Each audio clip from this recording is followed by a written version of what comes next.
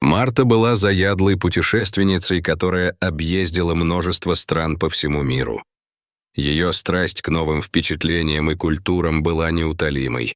После долгих лет мечтаний она, наконец, решилась на путешествие в Африку, континент, который всегда манил ее своей загадочностью и дикой природой.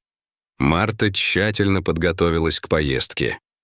Девушка прочитала множество книг об африканской природе, культуре и обычаях. Она сделала все необходимые прививки и купила специальную одежду для сафари. Марта выбрала экзотический тур, который включал посещение нескольких стран Восточной Африки, Кении, Танзании и Уганды. Когда самолет приземлился в международном аэропорту Найроби, столице Кении, Марта почувствовала волнение и легкое беспокойство. Это был ее первый раз в Африке, и она не знала, чего здесь ожидать. Выйдя из аэропорта, она была поражена жарой и влажностью, которые сразу окутали ее. Марту встретил гид Дэвид, высокий кенеец с широкой улыбкой и добрыми глазами. Он был опытным проводником, который работал в туристической индустрии уже более 15 лет. Дэвид тепло поприветствовал Марту и помог ей с багажом. По пути в отель Дэвид рассказывал Марте о местной культуре и истории Найроби. Он объяснил, что название города происходит от масайского выражения «Энкер Найроби», что означает «место холодных». Марта была впечатлена знаниями Дэвида и его способностью очень интересно рассказывать о местных достопримечательностях и животных. В первую ночь в Найроби Марта проснулась от странных звуков за окном своего отеля. Выглянув наружу, она увидела группу бабуинов, которые рылись в мусорных баках. Один из них заметил Марту и угрожающе оскалился. Девушка быстро закрыла окно, но этот напомнил ей, что она действительно находится в дикой Африке. На следующий день началось настоящее приключение. Марта и небольшая группа туристов отправились на джипе в национальный парк Масаи-Мара, один из самых известных заповедников в Африке. По дороге они проезжали через небольшие деревни, где Марта могла наблюдать за повседневной жизнью местных жителей. Она была поражена яркими красками традиционной одежды и дружелюбными улыбками людей, которые махали проезжающему джипу. Когда они въехали на территорию парка, перед Мартой открылся потрясающий вид на бескрайнюю саванну. Золотистые травы колыхались на ветру, а вдалеке виднелись группы диких животных. Дэвид объяснил, что они прибыли сюда в самый разгар Великой миграции, ежегодного передвижения миллионов животных через Масаи-Мара в поисках свежей травы и воды. Внезапно Дэвид резко затормозил. Прямо их джипом перебегала дорогу стада антилоп гну. Животные были в панике, и вскоре стало ясно, почему за ними гнались 3 гиены. Марта с замиранием сердца наблюдала за этой погоней. Гиены настигли одного молодого гну, который отстал от стада.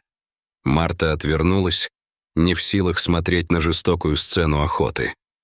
Дэвид мягко объяснил, что это часть природного цикла, и гиены играют важную в экосистеме. Марта была поражена увиденным. Она наблюдала за стадами зебр и антилоп гну, которые мирно паслись на равнине. Жирафы грациозно двигались между редкими деревьями акации, срывая листья с высоких веток. Слоны купались в небольшом озере, разбрызгивая воду своими хоботами. Дэвид рассказал Марте о сложных социальных структурах слоновьих стад и их удивительной памяти. Она была поражена, узнав, что слоны могут помнить и узнавать друг друга даже после многих лет разлуки. На второй день сафари группа отправилась на поиски более редких животных. Дэвид умело вел джип по узким тропам, объясняя особенности ландшафта и рассказывая о поведении животных. Внезапно он остановил машину и указал на густые заросли. Там, почти незаметно из-за своей идеальной маскировки, лежал леопард. Марта затаила дыхание, наблюдая за этим великолепным хищником. Леопард, казалось, не обращал на них внимания, лениво потягиваясь на ветке дерева. Дэвид объяснил, что леопарды — одни из самых скрытных больших кошек, и увидеть их в дикой природе — большая удача. Ближе к вечеру группа расположилась на живописном холме, чтобы понаблюдать за закатом. Дэвид рассказал, что это место называется Копье Масай из-за его характерной формы. Когда солнце начало опускаться за горизонт, небо окрасилось в невероятные оттенки оранжевого и пурпурного. Марта почувствовала, что это один из самых красивых закатов, которые она когда-либо видела. Она достала свою камеру и сделала несколько снимков, пытаясь запечатлеть эту волшебную атмосферу. Ночью в лагере Марта долго не могла уснуть. Она вышла из своей палатки и замерла от удивления. Небо было усыпано миллионами звезд, ярких и близких, каких она никогда не видела в городе. Млечный путь протянулся через все небо серебристой лентой. Внезапно тишину нарушил далекий рев льва. Марта вздрогнула, но не испугалась. Она чувствовала себя маленькой частичкой этого огромного дикого мира. На третий день сафари произошло неожиданное событие. Когда группа наблюдала за прайдом львов, их джип неожиданно заглох. Дэвид попытался завести двигатель, но безуспешно. Он объяснил, что, вероятно, возникла проблема с топливным насосом, и им придется ждать помощи. Ситуация была напряженной, так как они находились всего в нескольких сотнях метров от львов. Дэвид успокоил группу, объяснив, что львы не проявляют интереса к людям в машинах, воспринимая их как большой неодушевленный объект. Тем не менее, он попросил всех оставаться в джипе и не делать резких движений. Марта чувствовала, как ее сердце бьется все быстрее и быстрее. Она наблюдала за дикими хищниками, которые, казалось, не обращали на них никакого внимания. Львицы отдыхали в тени, а молодые львята игриво боролись друг с другом. Пока туристы ждали помощи, один из львов все-таки заинтересовался их джипом. Самый большой хищник из прайда, похоже, вожак львов, медленно подошел ближе, внимательно принюхиваясь к незнакомцам. Марта затаила дыхание. Лев обошел вокруг машины, ненадолго останавливаясь и глядя прямо на людей внутри. Его янтарные глаза, казалось, смотрели прямо в душу Марты. Она чувствовала смесь страха и благоговения перед этим величественным хищником. Наконец, вожак в последний раз пристально взглянул на Марту, после чего потерял интерес и вернулся к своему прайду. Марта выдохнула, осознав, что все это время она сидела, затаив дыхание. После того, как лев вернулся к прайду, хищники полностью перестали обращать на джип, что очень обрадовало и успокоило туристов. Через час прибыла техническая помощь, и они смогли продолжить свой путь. Однако это происшествие оставило глубокий след в душе Марты. На следующий день группа отправилась на прогулку по саванне пешком в сопровождении вооруженных рейнджеров. Во время прогулки любопытная Марта случайно отстала от группы, завороженная красотой дикого цветка. Она хотела сделать несколько фотографий и не заметила, как группа ушла далеко вперед. Когда Марта осознала, что осталась одна, ее охватила настоящая паника. Она попыталась догнать группу, но в однообразном пейзаже саванны быстро потеряла ориентацию. Солнце палило нещадно, и вскоре Марта начала чувствовать усталость и жажду. Она решила найти укрытие от солнца и дождаться там, когда рейнджеры ее найдут. Внезапно Марта услышала шорох в высокой траве. Сердце девушки замерло, когда она увидела огромного, медленно приближающегося к ней. Похоже, это был тот же самый огромный лев, которого она видела вчера возле джипа. Вот только теперь на земле он выглядел по-настоящему величественным и грозным. Марта, едва сдерживая крик ужаса, опустилась на колени и попыталась незаметно уползти в ближайшие кусты, но хищник быстро настиг ее там.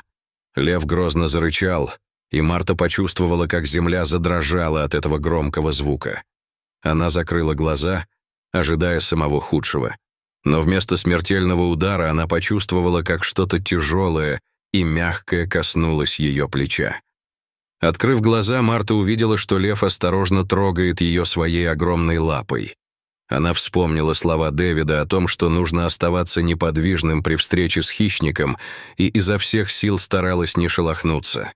Лев обошел вокруг Марты, принюхиваясь, и иногда касаясь ее лапой, словно проверяя, жива ли она. Марта чувствовала его горячее дыхание на своей коже и слышала, как громко бьется ее собственное сердце. Каждая секунда казалась вечностью. Вдруг вдалеке послышался рев других львов. Марта с ужасом подумала, что через несколько минут сюда доберется весь Прайд, и ее просто разорвут на куски. Однако, к изумлению девушки, вожак львов издал громкий рык в ответ, словно предупреждая других хищников держаться на расстоянии. Несколько львов из Прайда все же подошли поближе, с любопытством глядя на странную добычу своего лидера. Но большой лев, который сегодня вновь встретил Марту, не позволил им подойти ближе. Зверь занял защитную позицию рядом с девушкой, грозно рыча на любого льва, который пытался к нему приблизиться. Марта не могла поверить в происходящее.